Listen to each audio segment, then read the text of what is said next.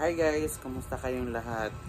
And for today's video guys is i-share ko lang sa inyo kung paano mag-convert ng G-Credit using Reeve Credit.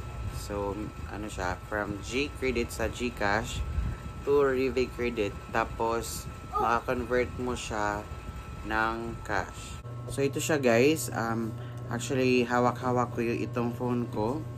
Tapos, ganito siya.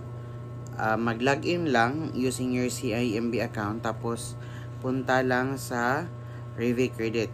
Okay? Kung may Reeve Credit kayo guys. So, just tap on Pay Now. May lalabas dyan na online tapos over the counter. Yung sa online is merong CIMB bank page or other banks.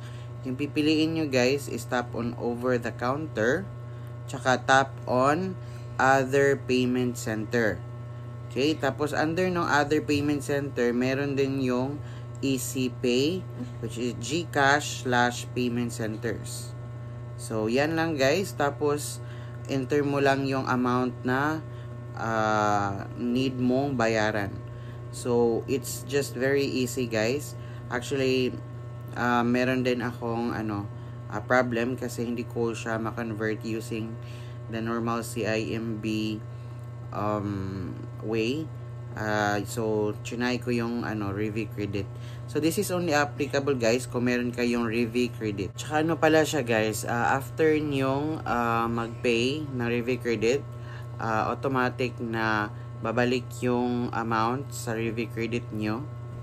Tsaka from Reeve Credit is pwede nyo siyang i-transfer sa ibang account nyo sa CIMB.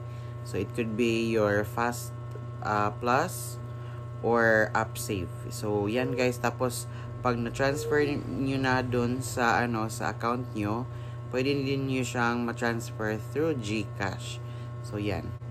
So, yan guys. I hope na makatulong. At saka, just comment below if meron kayong mga katanungan guys. Okay? Bye-bye!